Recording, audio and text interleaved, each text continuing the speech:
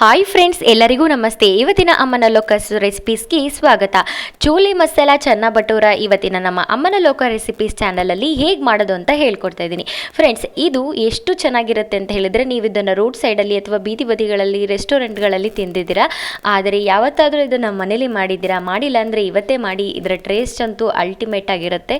ಇದಕ್ಕೆ ಕಮ್ಮಿ ಇಂಗ್ರೀಡಿಯೆಂಟ್ಸ್ ಕೂಡ ಹೌದು. ಹಾಗೆ ಈ ಒಂದು ಚೋಲೆ ಮಸಾಲ ಪೂರಿ ಅಲ್ಲದಲ್ಲೇ ರೊಟ್ಟಿ, ಚಪಾತಿ ಹಾಗೆ ಅನ್ನಕ್ಕೂ ಕೂಡ ಒಳ್ಳೆ ಕಾಂಬಿನೇಷನ್ ಅಂತಲೇ ಹೇಳ್ಬೋದು.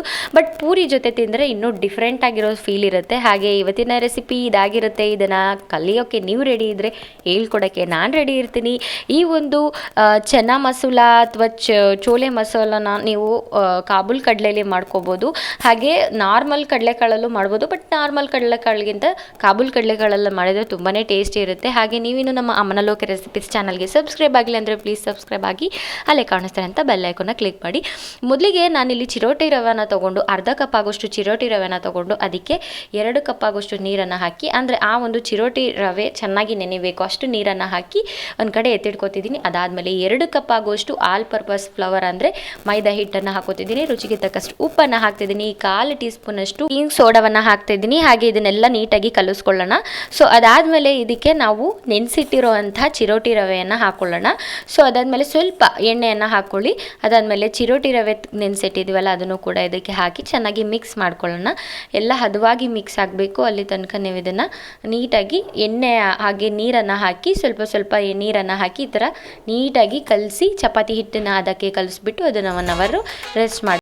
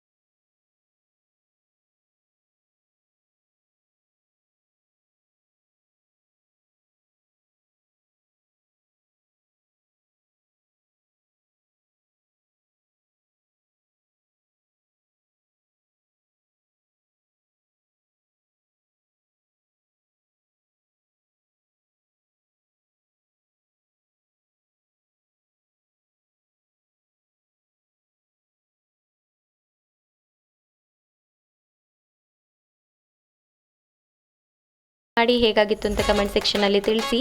ಹಾಗೆ ನಿಮಗೆ ಯಾವ ರೆಸಿಪೀಸ್ ಬೇಕು ಅದನ್ನು ಕೂಡ ಕಮೆಂಟ್ ಸೆಕ್ಷನಲ್ಲಿ ಬರೆದಾಕಿ ಅಂತ ಹೇಳ್ತಾ ಫ್ರೆಂಡ್ಸ್, ನಾನು ನನ್ನ ಮುಂದಿನ ವಿಡಿಯೋ ಜೊತೆ ನಿಮಗೆ ಸಿಗ್ತೀನಿ. ಅಲ್ಲಿ ತನಕ ಈ ವಿಡಿಯೋನ ವಾಚ್ ಮಾಡಿ, ಲೈಕ್ ಮಾಡಿ, ಶೇರ್ ಮಾಡಿ, ಸಬ್ಸ್ಕ್ರೈಬ್ ಮಾಡಿಲ್ಲ ಅಂದರೆ ಸಬ್ಸ್ಕ್ರೈಬ್ ಮಾಡ್ಕೊಳ್ಳಿ. ನಿಮ್ಮ ಫ್ರೆಂಡ್ಸಿಗೆಲ್ಲ ಇದನ್ನು ಶೇರ್ ಮಾಡಿ. Take care, I love you, bye.